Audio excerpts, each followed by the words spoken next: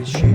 Yeah! And the fact that she didn't even bother to put it in a trash can? Now that's a power move right here. No more 24/7 championship. Now to the bad news. Austin Theory cashed in for the United States Championship and lost. Oh man, I still don't know how to feel about this. A lot of people are going to disagree with what I'm about to say. Triple H wasn't the one who gave Money in the Bank briefcase to Austin Theory. Objectively, Austin Theory is not ready for the WWE Championship. He might be the next face of the company.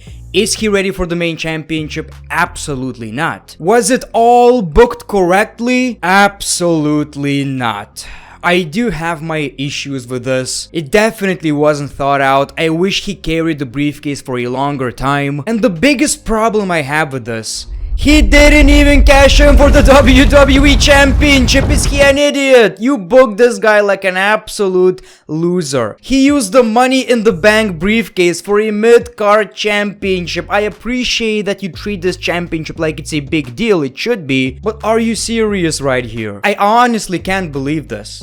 I get where Triple H is coming from. Roman Reigns is the undisputed WWE champion. Theory doesn't fit into any plans for at least 2 years. Triple H obviously cares about the championships, and having another Miz type of champion right now is definitely something that we don't want to see. We don't need that shit, right? But still, I don't mind the failed cash-in. It was about to happen anyway. I feel like we already knew that. The issue I have is that you didn't even have him lose against Roman Reigns. Is he buried?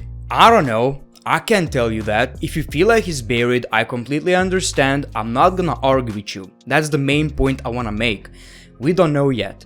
I would like to think that Triple H feels like Austin Theory is not ready for the WWE Championship, so, you know, they're gonna spend a lot more time actually building the guy until he gets the WWE Championship. I feel like that's the most likely scenario, but all the losses, the failed cash-in for the mid-card championship, yeah, I get where people are coming from. I'm not gonna argue with you. Whether we are going to defend Triple H right here or not, maybe he has his reasons, maybe he's not bearing Theory. I do have a problem with this. The way it was handled was horrendous. What about the rest of the show? I feel like the show was actually decent. Even the cash-in, like, it was entertaining. I get it, right? It was fun to watch. The matches, Bobby Lashley's heel run so far, it's good.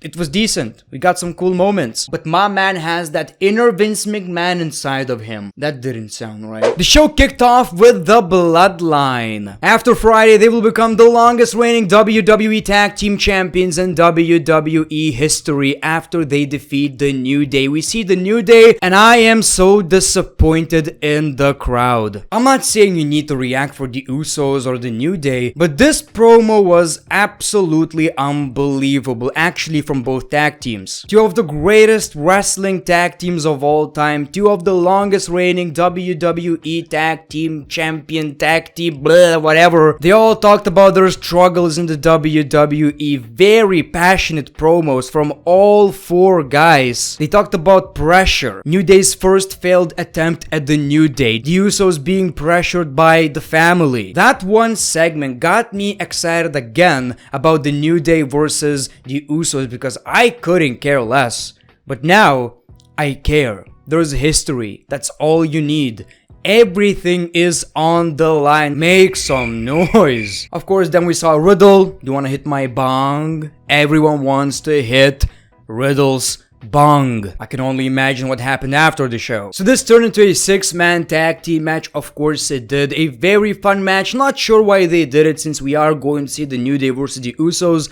Feels like a wasted match right here. I don't know why they did it. All in all, a very entertaining match. Lots of chemistry between all 6 men, so I can't really complain that much. The Bloodline picked up the W after Solo Sikoa hit his finisher on Riddle and pinned him, so that makes sense. Obviously, WWE needed to protect the New Day and the Usos. The result of the match wasn't even, involving any of these guys, so I kinda get it. Then we saw JBL. I sold out every great arena on earth, but what idiot decided to bring Raw to this place? I'm gonna have to agree right here. So he introduces Baron Corbin, and he faced Cedric Alexander, who I believe we haven't seen in a while. He also got a new theme song. as generic as you would think. Obviously, it's WWE. They can't fix that shit. Baron Corbin takes the W as expected. Again, I do have the same issue. JBL is Baron Corbin's manager, but JBL is far more entertaining. I do love this. I think it's one of the best versions of Baron Corbin, but like I've said, Baron Corbin himself kinda lacks something. Then we see Seth Rollins, who basically confirmed, yes, he's a babyface right now, and I appreciate that this United States Championship run is going to be unbelievable. So he had an open challenge right here. We see the Judgment Day, Finn Balor wants the title shot, but then we see the OC, and Seth Rollins was like, okay, I'ma leave, this is none of my business. And we got a big reveal. The OC said the only reason we're losing right here is because you have Rhea Ripley. We're outnumbered. And we see Mia Yim, who didn't got a reaction as well. In these kind of moments, I'm like, at least pretend you care. A little bit. Please. Come on, man. After that Saudi show, this was honestly painful. So the OC beat the Judgment Day, and we have a new version of the OC. Really unexpected. May not make a lot of sense, but I think it's gonna grow on us. I actually like that. Seth Rollins says the good people right here will get the open challenge. He is a babyface. We saw Elias versus Otis. Definitely not one of the most interesting rivalries on the show. Really hard to care about this, but it was fine, I guess. Elias attacks Gable, got distracted, and Otis picks up the W. The reason this rivalry is not working is because it seems like these characters should be working together. Because they're very, very entertaining, best parts of Monday Night Raw, but you put them against each other, it just doesn't work. Bianca versus Rhea is coming. I feel like Rhea Ripley is the only woman right now who should dethrone Bianca Belair. So then we see Bianca, Alexa, and Asuka. A little Fiend tease. Look, I don't want to see the Fiend and Alexa Bliss. That's for sure. It ruined the Fiend, Bray Wyatt. But at the end of the day, how can you move on with the story without including Alexa Bliss? The one person who in kayfabe destroyed Bray Wyatt. So I feel like we can't be angry about that. It's far from over between Damage Control and Bianca's team. They exchanged some words. It was a funny segment. We saw Io Sky and Asuka talking in Japanese. It was really funny. Until Io snapped and said, bitch. Also, Bianca Belair announced a War Games match, which is expected. I think it's going to be a great conclusion to this story. I'm not feeling it, but I know 100% at War Games, they're gonna deliver. So we saw Nikki Cross as well. We got this huge brawl. It seems like they're working together. Okay, let's talk about Theory. So we saw Austin Theory versus Shelton Benjamin. He disrespected a legend, and Shelton Benjamin, he asked Shelton, when was the last time you won? What about I show you? So the match itself was decent. I'm glad Shelton Benjamin was on television. You know, Shelton losing, Cedric losing. I feel like the Hurt Business might be coming back because that's what Bobby Lashley really wants. So anyway, obviously Theory wins the match. Maybe I shouldn't say obviously because we all know what happened next, right? The Miz says all of the things Johnny Gargano said were lies, but Johnny Gargano actually recorded. You know, The Miz bragged about having this Hollywood producer or whatever, you know, he got an interview. Johnny revealed it was fake. I hired her. It was recorded. So he pulls out a controller and shows the footage where The Miz basically reveals the truth. He admits to absolutely everything because he was lied that it's going to be a great documentary or whatever the case may be. And The Miz was ashamed. My man was crying. So now we know it was all true. So then we got Johnny Gargano versus The Miz. The match was actually pretty fun. Like I've said, The Miz doesn't get enough credit. He's pretty good in the ring, you know.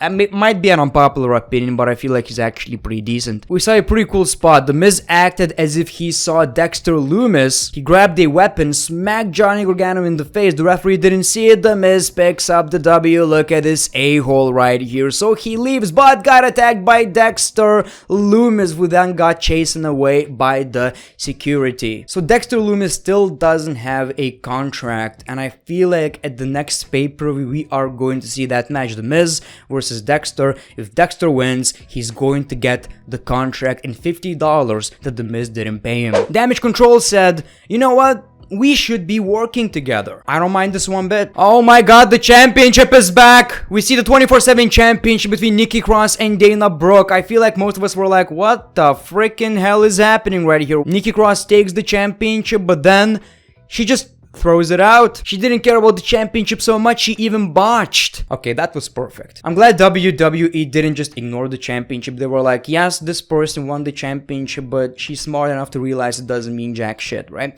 That's great. Also, it's funny because Dana Brooke wanted to make this championship into a mid-card championship, so I guess that is not happening. It was time for the Open Challenge! Mustafa Ali was about to agree, and he got attacked by Bobby Lashley. He says the only reason I lost this championship is because of you and Brock Lesnar. And you saw what happened to Brock Lesnar. So we are about to get Bobby Lashley versus Seth Rollins, but my man is on a rampage. He doesn't care about the championship. He wants his pride back. He attacks Seth Rollins, beats him around the arena, and the match didn't even start. You know, he absolutely destroyed Seth Rollins and left. That was weird. And then we see Theory. So Theory was like, you know what? I have an opportunity. I'm about to cash in. And the bell rings. And then we're like, no matter if Theory wins the championship or loses the match, it's wasted. He was the United States champion already. It's not that big of a deal. He basically loses. Whatever the case may be, he loses, you know? I hated this. I honestly did. I know why he lost the briefcase. That's not the problem I have. I have the problem with the way he lost the briefcase. So the match itself was actually decent, you know, lots of drama. Seth Rollins was still fighting as a true babyface right here. But Theory was about to win until Bobby just dragged the referee out of the ring. You idiot! You ruined it! Really? You're going to say this to Bobby Lashley, Theory? Okay. So then Bobby Lashley absolutely annihilates Theory. Theory gets back into the ring, curb stomp, and Seth Rollins retains the WWE United States Championship. Very, very disappointing stuff right here. I think that was definitely the biggest mistake when it comes to Triple H. That and bringing back Braun Strowman, obviously. You know, this ungrateful fuck. Yeah, that was definitely a mistake, but let me know your thoughts in the comments below. Like this video if you already didn't, subscribe if you haven't. The Great One, peace, love, and hugs. It's been a pleasure.